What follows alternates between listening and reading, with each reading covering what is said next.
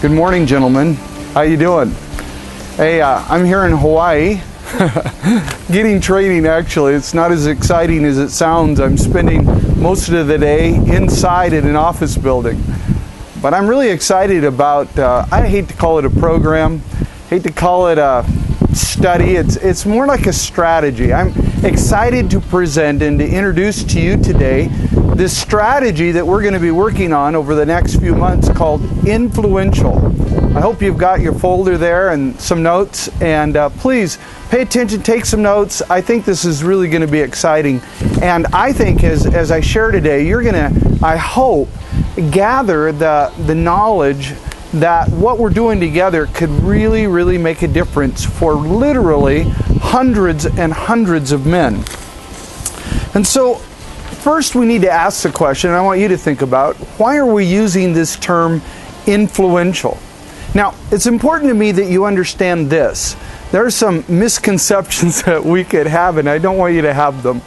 When we talk about being influential, it's not so that you can have a big head and say, I've got as many Twitter followers as Katy Perry. I'm making a difference. I'm important. No, it's not about that. It's not about your pride issues. It's not about giving you a position as an influencer. That's not really at all what this is about. Instead, it's really this issue and this issue alone, and that is that you are already an influencer. You are already an influencer. The question is, and the thing that we all have to face is, are we going to be intentional? Are we going to be intentional about the influence that we already have? I did a memorial service, a graveside service last week. A friend of mine, Jason Patton, said, Randy, would you come and do this? It was a high school friend of his, and he had talked to the guy's mom who had passed away. His name was Leslie.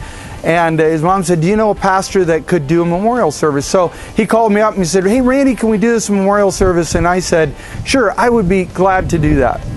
So I called them up, the parents up and sister, and I said, hey, tell me about Leslie. Tell me about your son. Tell me about your brother. Well, let's see. He liked NASCAR. He raced RC cars. He was on disability, lived with his parents. I looked around a couple of days later at the commitment ceremony and looked at the people who had come, and I asked them if they could give me some remembrances of them. It was sad to note how little effect Leslie had left behind. How little effect. He was only probably in his mid-30s, but still, how little effect Leslie had left behind. What I want you to see is that we all have an effect. The question is, are we going to be intentional about that effect or not? Are we going to be purposeful about it? Ever been on a calm lake and you get in your motorboat and you're just being kind of cool and you gun it, and all of a sudden you look behind you and your wake is swamping somebody in a little raft? That's sometimes when we don't recognize it, what our influence can do to the negative. Instead, I want us to begin to think about how we can use our influence in a positive way to make a deep difference in our world. Now, that's the first thing that I want you to see. We're talking about influence because you are influential. The way you wake up in the morning influences your whole family. The way that you are at work sets the tone in the office. It cannot help but. We don't go through life without affecting the people around us. The Bible says you don't live to yourself, you don't die to yourself. We're all making a difference. And the question that we have to ask is, are we being thoughtful about the difference that we make? Now here's the second reason I chose this word influential, and that is because we're in a battle for influence. Think about this. Our world is influencing us to be materialists, to think that matter is all that matters, that stuff is all that counts. That's what our world will tell us, that what we have, what we buy, what we use, the stuff of our life is all that counts. We're influenced to be materialists. The companies that make the most money are called banks because they hold our material wealth. That's the influence that we face. We're influenced towards hedonism, towards pleasure. We have all around us the means and levers to pleasure, pornography, and everything else is around us to try to get us to give in to that desire for pleasure. We're being influenced to think that pleasure is all that matters. We're influenced to think that we don't matter, that we don't count. And the consequence is a lot of men simply have dropped out of life. Recently, I've listened to a podcast of this lady that wrote a book called The End of Men. And she was lamenting that in our society, in our world, men count so often for so little. Wives don't need us. Kids don't need us. Our society says we don't matter. Now, none of that stuff is true, but all of that stuff is being fed to us, and a lot of men have simply, and unfortunately, dropped out. And so, we have been told in our lives, even when we're trying, that we don't measure up. That we don't measure up as dads, we don't measure up as husbands, we don't measure up as friends, we don't measure up in our workplace, we don't make enough money. Now, that's all of the negative messages of influence that are coming people's way. Think about this. The opposite side, to influence men to a different message, is your job and my job. God has put us here in this world to influence men to hear this message. You are loved. You are deeply, passionately, truly loved. God cares about you. You matter. You matter to your family. You matter to your kids. You have consequence. You make a difference. And then they need to see, the guys around us need to see that their past does not have to determine their future. Because so many of them have dropped out simply because they have problems with their kids, gone through divorce, whatever it is, just made them quit, made them drop out. And they need to see that their past does not have to determine their future. So this is kind of what we're like. Imagine with me now you're on a lake. And on this lake, you're in a small rowboat. And that rowboat has in it a big screen TV. I mean a massive 60-inch big screen TV. How it balances in the boat, I don't know. That's kind of tricky, but it's doing it. You got your Xbox in there. You've got your cell phone, good cell coverage. You've got Wi-Fi for your computer.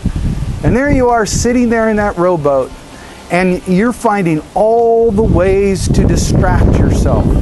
Looking at cat videos or maybe pornography on the video on the internet. You're watching your favorite cable shows. Sports are on. You know, just all the stuff that distracts us. And around us now, if you take the earbuds out and listen, you'll hear cries of men around you who are drowning. And they're drowning with weights on their arms and legs. Weights that say on them, if you look on them, I'm worthless. Weights that say, I don't count. Weights that say, I don't matter. No one cares about me. And those weights are pulling them down. And they are losing it.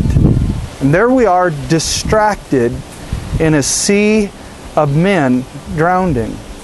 And my challenge to you is that if you'll be influential, you can begin to look around you and find those guys that you can pull out, that you can save, that you can rescue, and let them know that their life matters. But here's the thing. It's not enough just to influence men.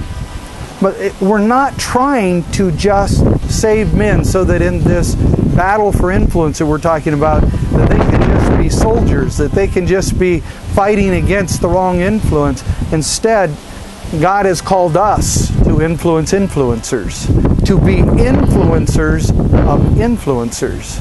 That we're raising up sergeants and colonels and generals in this army who will see themselves as those who influence others.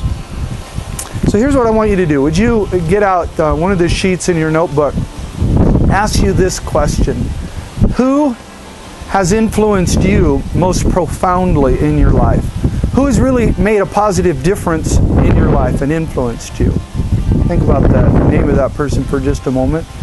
And what I'm going to ask you to do is write down 5 characteristics of that person. What are 5 things that are true either about the character, about the way they approached you, about the way that they talked to you? Write those down, would you? Now what I'd like you to do is turn to the person next to you, and I would like you to just spend a moment and tell them about that greatest influencer in your life. I'll give you 1 minute each to do that. So here's what Paul said to Timothy. For you must teach others those things you and many others have heard me speak about. Teach these great truths to trustworthy men who will in turn pass them on to others. And so that's what we're doing. In the next 6 months, I want to communicate to you both the how to be an influencer. What does it take to influence someone? What kind of character do you have to have? As Paul said here, give it to trustworthy men, but you need to be trustworthy. You need to pass on that value of trustworthiness. You need to model it for them. How do you pass it on? That's the first thing. And then what do you pass on? What do they need to hear from you? What kinds of information and truth do they need from you?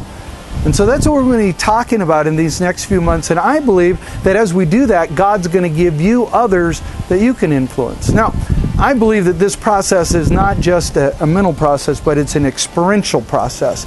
It's something that we need to see in action. So I've asked 5 guys if they would do me a favor and if they would begin to demonstrate what it means to be an influencer to some of you.